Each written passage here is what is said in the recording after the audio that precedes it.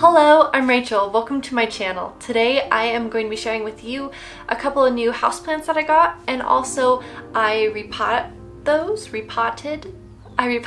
plants, and I recently got some new terracotta from Hobby Lobby because they had it on sale, of course, so I had to stock up because, you know, I'm always needing terracotta pots. And I wanted to paint one with just a white acrylic paint, and I used a paper towel and like a spray bottle, and I distressed it, made it look like an aged terracotta pot.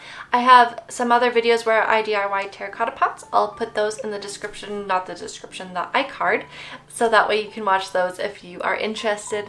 But this is just a very simple, easy DIY that only took a couple minutes, and since it's only like one layer of paint really, it dries really fast, especially this time of the year. So you only need to let it cure for a couple days, and then you got a terracotta pot that you don't have to really worry about, and it looks cool. Before we get into the video, I am just so excited. We need to celebrate because we have reached 2,000 subscribers, and it's just awesome. So to tell you thank you, I want to do a giveaway, and I know that a lot of you really like macrame as well, but you don't necessarily have time to make it yourself. So I decided to make 3 macrames and have 3 winners. This is a US based only because I don't want to worry about you guys having to pay for customs or anything, because that would just be sad and terrible, and I don't know.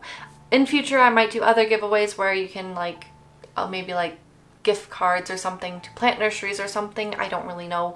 But for this one, it'll only be US based, so that way I don't have to worry about you guys having to pay customs and stuff. So I made 3 different macrames. One of them has beads on it, and then the other one of them is a little bit more simple, but you know, lots of knots still, of course, and then another one with a little bit more of a fancier design. So these are all made with organic cotton, and they're so soft. I am so glad that I switched to this organic cotton macrame cording because it's just so much more pleasant to make macrame now. I really enjoy it a lot. I actually recently made a macrame wall hanging as well, and that was really fun to make too. So each winner will get one of these. The first winner will get to choose which one they want, and then the second one, and then the third one will get to get the last one. And then each winner will also get 2 packages of seeds. Every winner will get a package of my favorite carrots, and then 2 winners will get a package of my favorite radishes. My husband used the other package of radishes, so 1 winner will get a package of chives. As long as you have your fall growing season left, then you should be able to grow all of these, and they all grow really well from seed in my experience. So yeah, I just wanted to share those with you as well. In order to enter the giveaway, all that you need to do is be subscribed to my YouTube channel, and then in the description box below, you'll need to go to my Instagram profile, and in the first picture that's there, I will have the giveaway. You just like that picture and then comment which one of the macrame hangers you would like the most. And then next Wednesday on September 2nd, I will announce all the giveaway winners on my Instagram stories, and then I'll also DM you on Instagram as well. So on to the video. First off, I am repotting this new peperomia that I got. I've been looking for one with this leaf shape for a while now because my mom has one with this leaf shape. It's not the same kind, it's more succulent and it has different colors to it, but I just love this leaf shape. It's so beautiful. And then when I saw this one with the variegation and then some of it wasn't variegated, I was so happy because it's so beautiful, and I think it would look beautiful in all the spots that it can be in my house, whether it's in my living room or my craft room or wherever, because it likes bright indirect light, and I think it would look really good as a pop of nice brightness wherever I put it. And I'm just repotting it in a mixture of orchid mix and cactus mix and some regular potting soil. I did take the extra orchid bark out so that way there wasn't too much, but I wanted it to have enough drainage but also be able to hold on to enough moisture, and so far it's doing pretty good.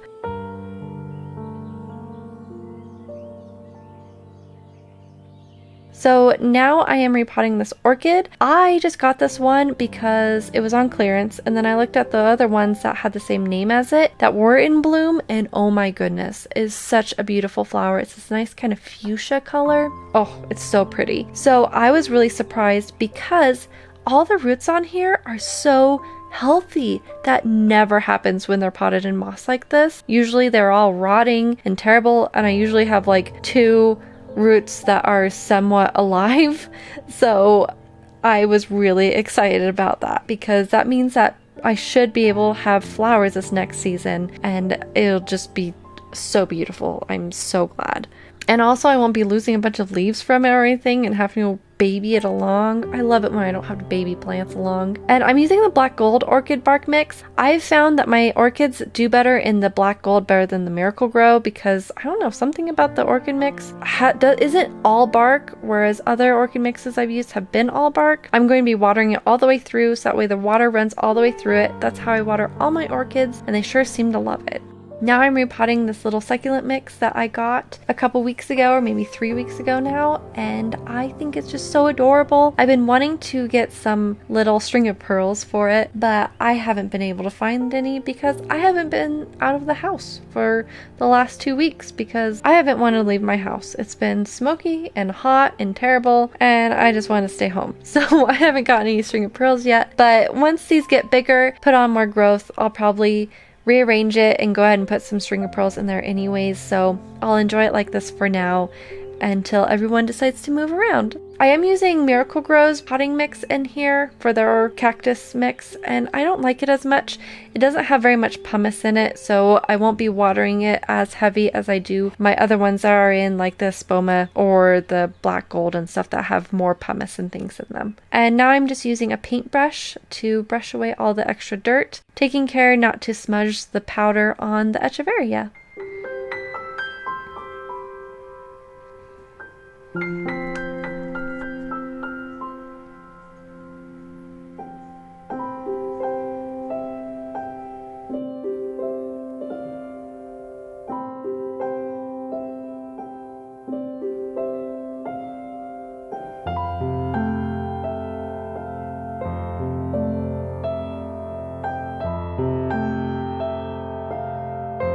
Alright, so let's get ready to paint this pot because I just love painting them. I don't know, something about a good terracotta DIY, it makes me very happy. So usually I go ahead and spray the inside of my terracotta pots, or sometimes even the outside, like both, with a Thompson's water seal or some other kind of water sealer. But I didn't this time because I wanted to do this project on a whim and I didn't have time to wait 48 hours, and also I couldn't find my water sealer, so yeah. But that is something I've used for houseplants before with terracotta pots and I've never had a problem with it. So it's not natural, of course, but you're supposed to let it sit for a couple of days anyways before you do anything with it, so might be okay, might not be, but you can decide, I guess. I'm using this as a cover pot to start off with, but I will end up putting my plant in there after this paint cures all the way.